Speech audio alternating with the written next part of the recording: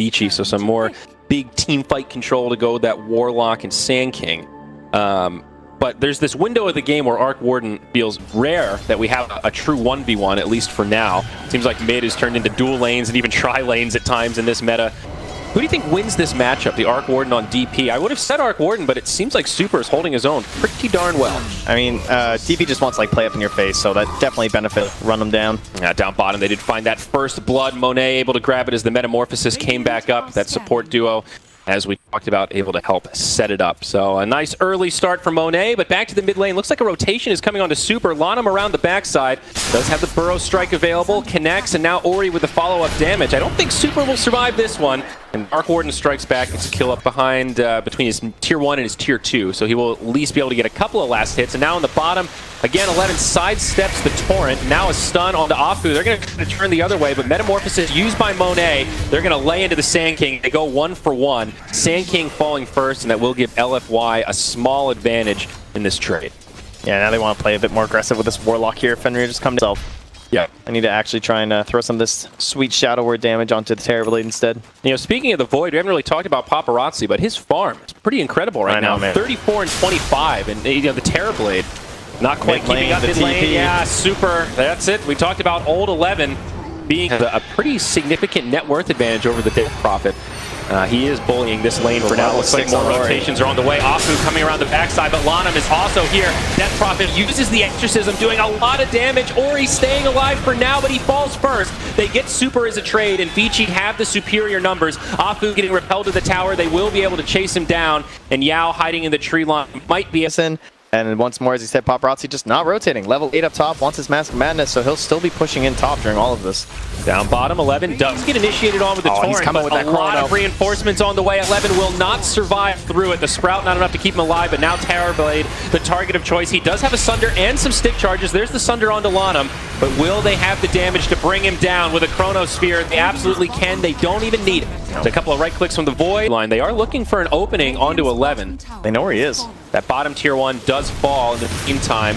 Monet gonna come up as they got him. 11 Torrent into X. Nice stun from Ohaiyo, and 11 has nowhere to go. It's a 3-on-1. The Sprout is a noble effort as he gets off the Wrath of Nature, but most situations where they need to be very careful of how aggressive they get into the Void, because he is scary. Super instantly takes silence at 9. Oh, there's a Sentry Ward down. Ohaiyo walks right into it, and that will be a freebie for Paparazi. Speak of the devil. Apparition, the one lacking the ultimate right now. He's getting close to level 6, but I think that will help things for LFY quite a bit. At least try to take a couple of these team fights. Be careful for LaNm up here. ahfu wants to stop. Give him the business. Oh, the boat is here. Kunkka's level 6, but LaNm Burrow Strike out, will dodge it. He gets pulled back. Are they actually going to have the damage for this? Monet trying to chase him down. Stick charges come. It's not going to be enough. It's a failed gank attempt as now 11 TP's up, and they're going to try to turn it the other way, but Super also making the rotation. Vici needs to be very careful here. X-Torrent pulls 11 back, and he is going to be the sacrificial lamb. Exorcism also gets to head up. Looks like they may try the setup onto old 11 here. Ice Blast already flying through. Ohaiyo connects with the Vendetta. Oh, just clips. Does he have the Impale? 11 moving around quickly. On the other side, though, Sand King comes in, and there's the rock from the Warlock.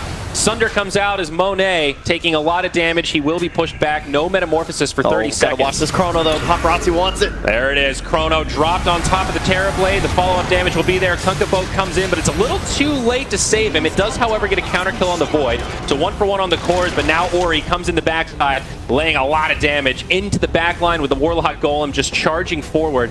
LFY probably won't take any more casualties, but their entire team being repelled right now.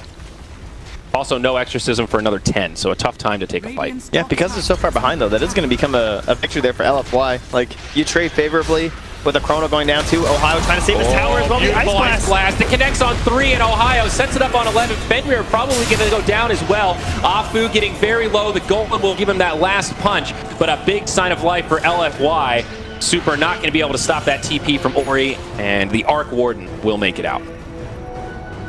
Man, all of this tower gold, though, you're seeing it. Position 4, LaNm, involved in 8 of the kills so far as assists, and now even with just 16 last hits, he's got that Blink Dagger thanks to all these towers being down. Yeah.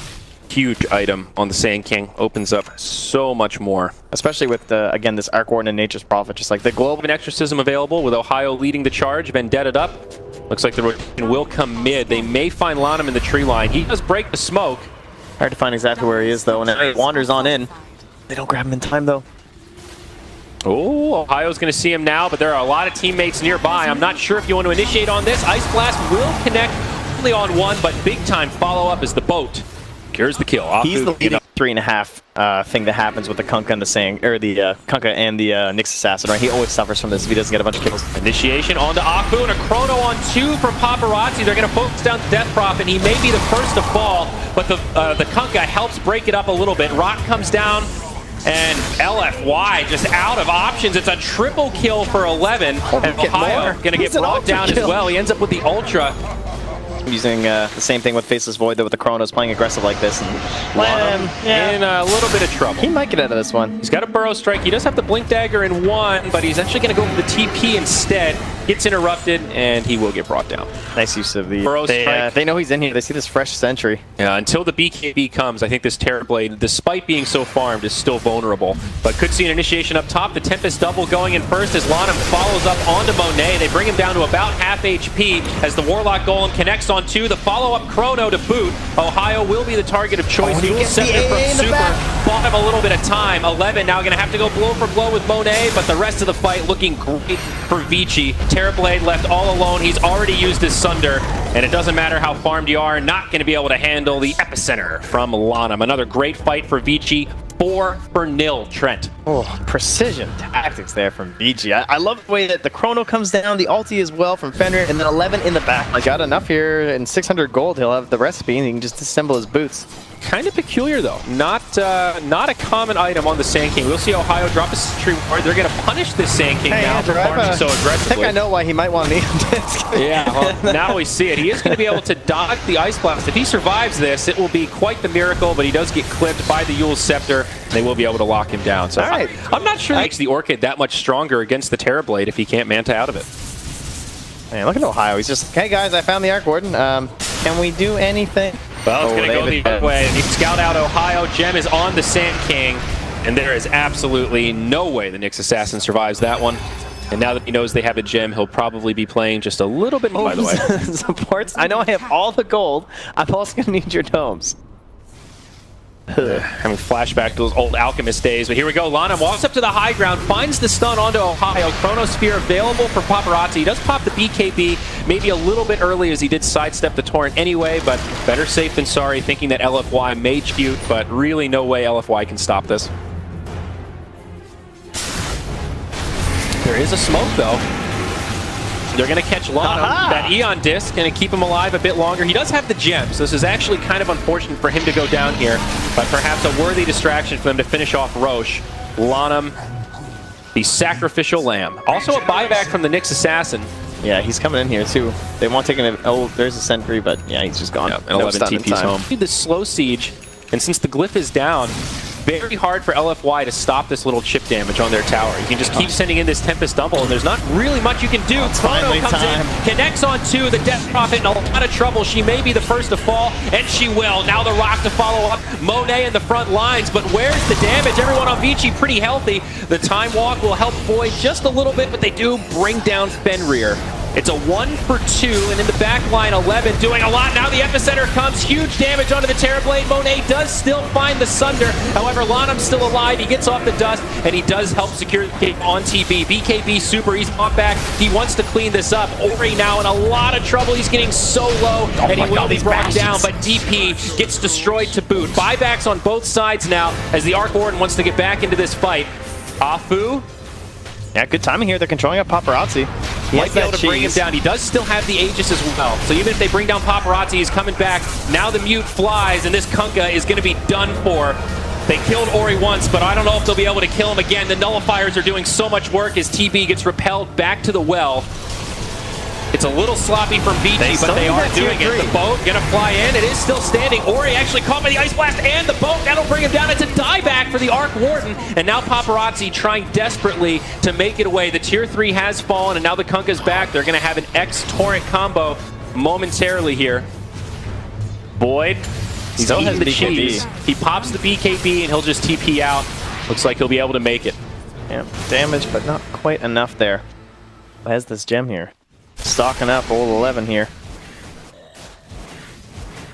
11 does have a BKB and a Scythe of Vice, but I don't know if they're going to matter. The Ice Blast does connect. BKB gets used, and okay, it is going to matter. They're going to turn hard onto Ohaiyo. His Yule Scepter will buy him a little bit of time as ahfu comes in and lifts some right clicks into old 11. The X boat combo will not connect. And old 11 will just find that kill on Ohaiyo. Not going to be able to make it away as Monet joins the party, hits him with a reflection. Opportunity for LFY. Very hard to capitalize on, especially now that the smoke is broken. Yeah, they know where they're all postured. Oh, beautiful stun to set things up as Paparazi jumps in. Chrono on 3. The Ice Blast will fly through, but the damage has been done. The Rock follow-up. Monet almost gets off the Sunder, but he'll be the first casualty of this fight. Super with the BKB on, pops the Exorcism, but he's on the run. They'll finish off Yao. ahfu trying to TP, does make it out, but with 2 dead without buyback, Vici will feel very safe taking this Roach and securing another cheese and now the Refresher Shard for themselves. They make these heroes look broken. Yeah. Every single fight, it's a 2 or 3 man chrono, and then instantly it's followed up by the Rock. This is the no diggity double strats coming out here from Vici Gaming. They study those Cinder and replays, and it's going to tournament. They're sticking into it. 25k net worth lead now. Super just about to lose his Exorcism. They are scouted out, and this could almost be the final fight. 11 gets initiated on. He's very low, but so is Ohaiyo. The Yule Scepter buys him a little bit of time. The Prophet just buys back straight away, and now DP is locked down inside of the bubble. The Nullifier doing so much work, and the boat from Kunkka really not going to do a hell of a lot. Yule Scepter buys him a second, but Ori secures a double kill. And now that the Prophet's bought back, they're going for the high ground. Paparazi already destroying barracks. And on the other side, LaNm getting chased down, but it's kind of just a distraction out of the base. Kunkka gets turned into a little piggy. He'll get right-clicked by 11, and it is a full 5-man wipe in the end. AA has respawned, but the bottom lane of barracks have fallen. And Trent, it feels we could be just moments away from a good game. Oh, Vici Gaming. No, there's no buybacks to LFY. They have to go for every single hope possible. You can't blame them at this point. They've had a terrible draw. They faced some damn hard opponents. But Pain beat VG. So VP, it's not Liquid, impossible. and Vici Gaming, the 3 Goliaths that LFY had to face in this Swiss group stage. Very unfortunate for them, but this looks like it will be the end of their run as Mega Creeps have now been secured. All right, so he's not going to walk in. He's going to waddle in and do the chrono. My mistake. Raid boss style, smoke up, and the initiation from Sand King. They're going to jump right on this Terrorblade to get things started. The first bubble comes, and TB is down. Has the buyback, uses it immediately as now they go in onto the Death Prophet. Does have the Eon Disc and Exorcism as the Rock falls. They'll try to turn onto the Nature's Prophet. BKB comes, the boat flies through, but the X is going to be off the mark. BKB giving LFY some options. They're using all of their buybacks. They bring down the Tempest double, but Vici Gaming still have so many resources. The Epicenter doing some work as Monet may die for the second time. Sunder does buy him a little window. They actually bring down the Arc Warden. No buyback available on Furion either. Oh, but Paparazi, there it is. The second chrono, the closeout, and the GG is called. Dude, good thing he had the Aegis. He came back with full mana. The double bubble was there, and it secures the win with a pretty chaotic final fight. LFY making Vici Gaming work for it even through the bitter end. But congratulations to Vici.